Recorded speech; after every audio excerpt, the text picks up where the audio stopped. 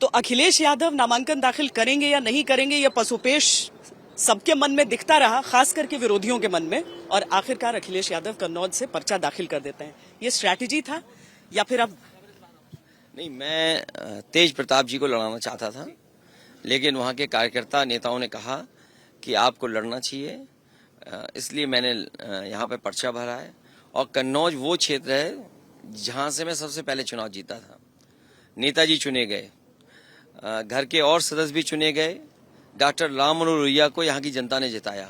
तो एक बहुत गहरा रिश्ता, लगाव यहाँ की जनता से रहा है। इसका परिणाम ये हुआ है कि कठिन से कठिन परिस्थितियों में कन्नौज की जनता ने समाजवादियों का समर्थन किया है। इधर नकारात्मक राजनीति बढ़ी, नफरत की राजनीति बढ़ी। यहाँ के जो सांसद या भारतीय जनता पार्टी का व्यवहार जनता के प्रति मान सम्मान का नहीं रहा, इसलिए दोबारा मुझे आने का मौका जनता दे रही है। समाजवादी संकल्प लेकर निकले हैं कि न केवल कन्नौज बल्कि कन्नौज की जो पहचान रही है सुगंध की, उसको बढ़ाने का काम, कन्नौज का रुका हुआ विकास, उसको आगे बढ़ाने का काम समाजवादी लोग करेंगे। तो अखिलेश यादव केवल एक सीट को जीतने के लिए यहाँ पर आए हैं क्योंकि केशव प्रसाद मौर्य कहते हैं कि अब हराने में मजा आएगा, या फिर अखिलेश यादव यूपी के मुद्दों को लेकर आए? देश के सबसे ज्यादा सांसद इसी प्रदेश से चुने गए और सबसे ज्यादा भेदभाव उत्तर प्रदेश की जनता के साथ हुआ। सबसे ज्यादा लोकसभा के सांसद यहाँ से चुने गए। इसी का परिणाम यह है कि 2 बार भारतीय जनता पार्टी की सरकार बनी है। न यहाँ दिल्ली की सरकार ने एक्सप्रेसवे दिए हैं जिसका बजट मिलना चाहिए था, न बिजली के कारखाने यहाँ पर बढ़ाए जिसका परिणाम ये होता है कि बिजली सस्ती मिलती। यहाँ का किसान मेहनत करता है, न उसको एमएसपी का कोई कानूनी अधिकार मिला है। 60 लाख बच्चों का भाग्य खराब किया है सरकार ने। दिल्ली वाले ये कहते थे कि यहाँ पर्चे बदल जाते हैं, परीक्षा के लिखे हुए पेपर को पास करने के लिए पर्चे बदल जाते हैं। यहाँ तो ये सरकार एक भी पर्चा नहीं करा पाई, सब पेपर लीक हुए। 60 लाख बच्चों का भविष्य अंधकार में डाला है, उनको नौकरी से दूर रखा है। 60 लाख का मतलब है हर क्षेत्र में 2,25,000 वोट भारतीय जनता पार्टी के कम हुए हैं। यहाँ के नौजवान कभी भी अग्निवीर को स्वीकार नहीं कर सकते हैं। अग्निवीर जैसी व्यवस्था के खिलाफ यहाँ का नौजवान खड़ा है। किसान की आय दोगुनी नहीं हो इसके खिलाफ खड़ा है। जीएसटी देने वालों ने ही सबसे ज्यादा चंदा दिया, उन्हीं से वसूला गया, और जो वसूला गया है उसी का परिणाम यह कि आज महंगाई है। आज महंगाई जो दिखाई दे रही है उसका परिणाम है भारतीय जनता पार्टी का बड़े पैमाने पर जो भ्रष्टाचार हुआ है। इलेक्टोरल बॉन्ड में कोई कल्पना कर सकता था 1,000 करोड़ रुपए मिलेगा, 500 करोड़ रुपए मिलेगा, 300 करोड़ रुपए मिलेगा?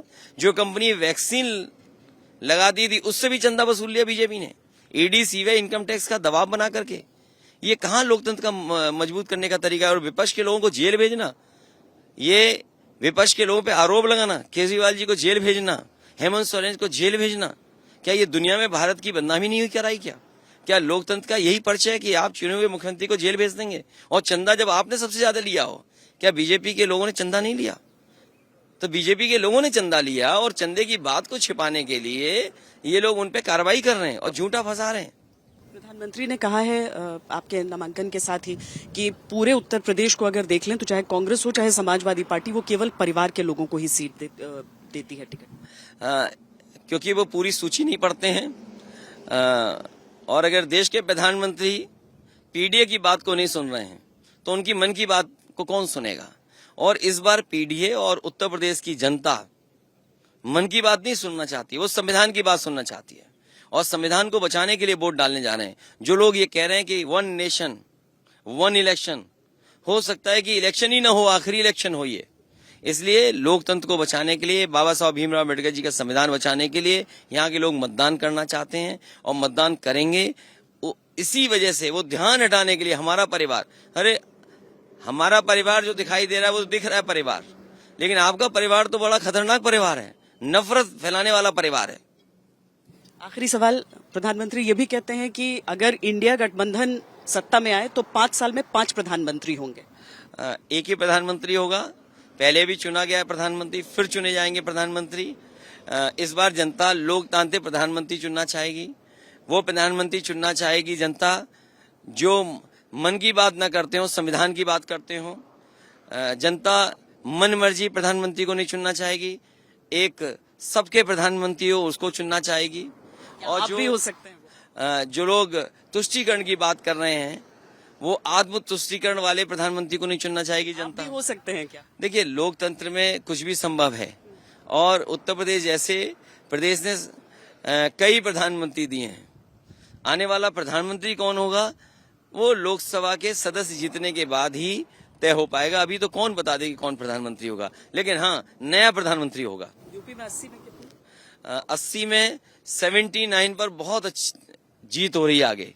केवल एक ही सीट पर टक्कर चल रही है और कुछ दिनों बाद आप देखेंगे 80 की 80 पर समाजवादी पार्टी, गठबंधन और टीएमसी। वाराणसी को इशारा कर रहे हैं? नहीं, मैं इशारा नहीं कर रहा, वो तो आपके आकलन की बात है। लेकिन जिन लोगों से हम लोग संघर्ष कर रहे हैं वो संसाधन में बहुत आगे हैं और चीजों में भी बहुत आगे हैं। हिटलर के जमाने में तो एक प्रोपेगेंडा मिनिस्टर होता था, आज तो पूरी सरकार प्रोपेगेंडा है और साथ ही साथ पूरे उसके सहयोगी बहुत सारे प्रोपेगेंडा करने वाले लोग हैं।